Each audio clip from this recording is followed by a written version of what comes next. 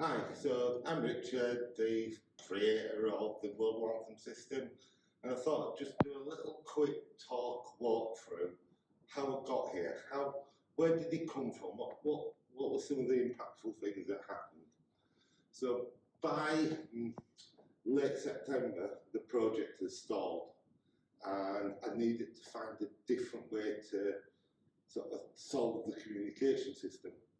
So had to write, as part of my third year major project, kind of 300 words that outline the project for me. And this is where I started. And I started first of all with the Universal Declaration of Human Rights. All human beings are born free and equal in dignity and rights. They are endowed with reason and conscience and should act towards each other in a spirit of brotherhood.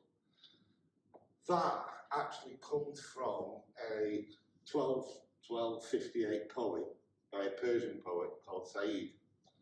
And his poem is, human beings are all body parts of each other. In creation, they are indeed of one essence. If a body part is inflicted by pain, other body parts remain uneasy and will remain. If you have no sympathy for human pain, the name of human you shall not retain.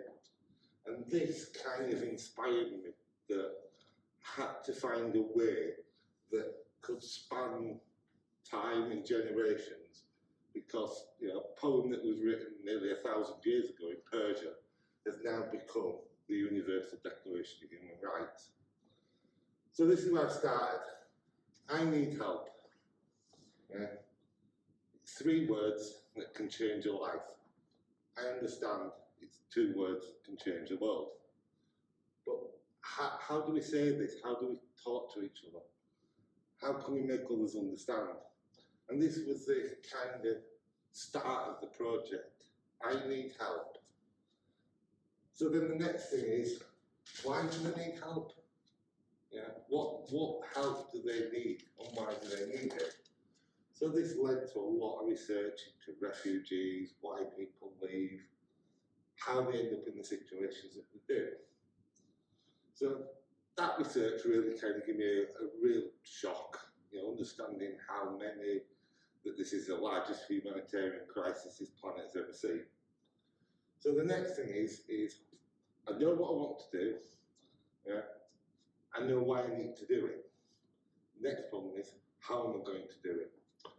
And I started out with what would probably be the normal design procedure, where I'm ideating, I'm putting ideas together, I'm researching them, I'm looking at colours and theories and how it might work.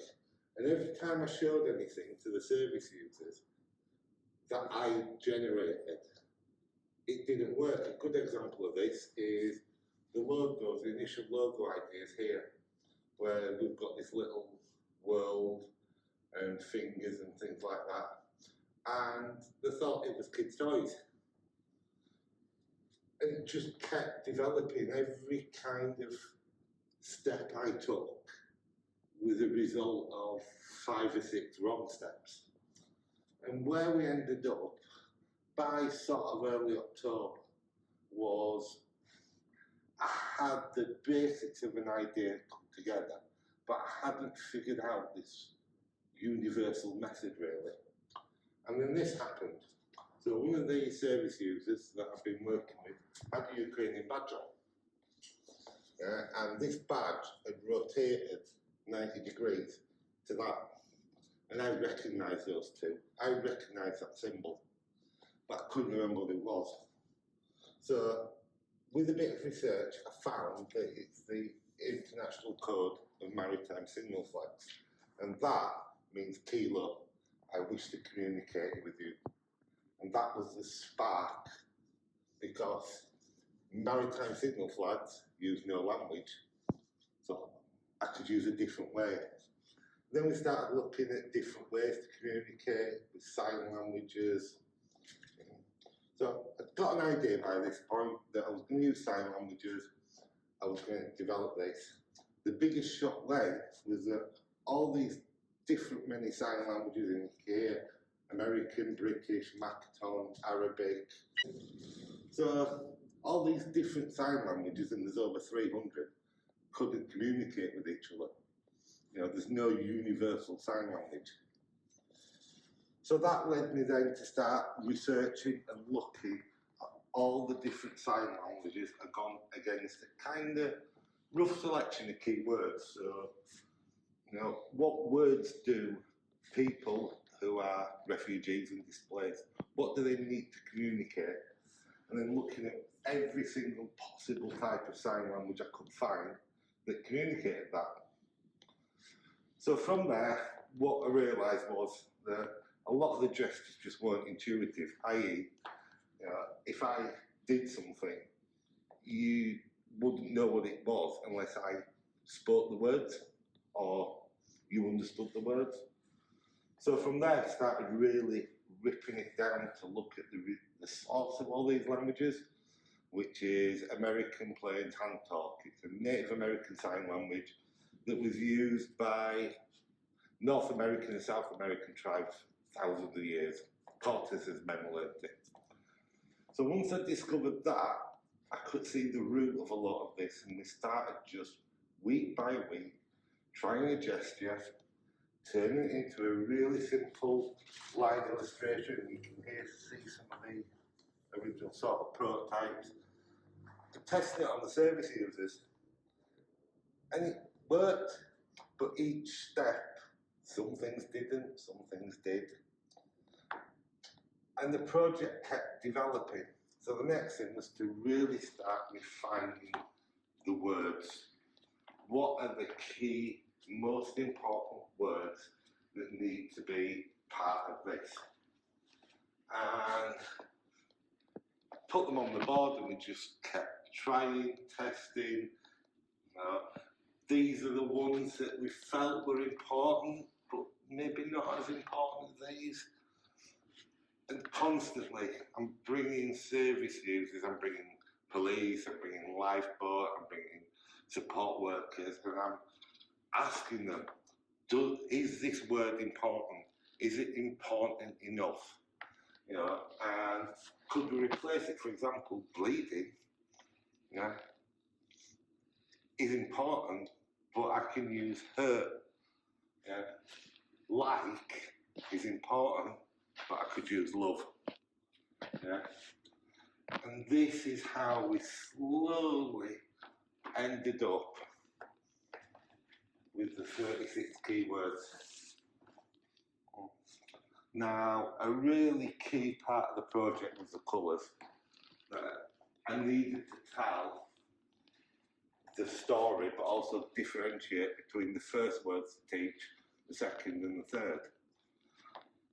So, green is kind of symbolic as land, as earth. People recognise that. The next part of it, blue, water. People are transiting and moving across. And orange, that's the place where we want them to be. Okay. So those became the kind of basics of the colour, and started looking at what those colours meant. And all the way through, it's going out to the service users. Does this work? Do you understand it? So by the middle towards the end of October, I'm able to show this to service users as a mock-up. And in this case here, we've got something written on it in Arabic.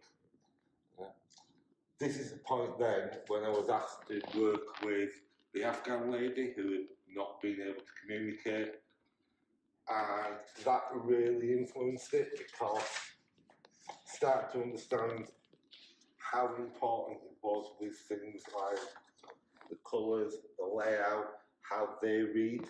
So in the West we read from right to left, and we're designing for that. But in most of the Muslim and African countries, they're reading from left to right. So that image is important, and more important than the actual word, because that could be written in Arabic with the first letter there going across. The next thing then was looking at the logo, and this was another key thing. So originally I had the idea of the world and anthem, So sing, big thing. But then if I take the words away, yeah, it's not really making much sense. So then we added in the friend sign. So whichever way you read this without the actual words, what you see is friend, sing, world, yeah, or world, global, sing, friend. So it worked, and this was a real tiny breakthrough about how the brand identity would work. Without the letters, the symbols mean something. And that's kind of where then the project started to get used and started to expand, and really all the steps started to go forward. And I'll talk about that another time. So thank you for looking. Bye-bye.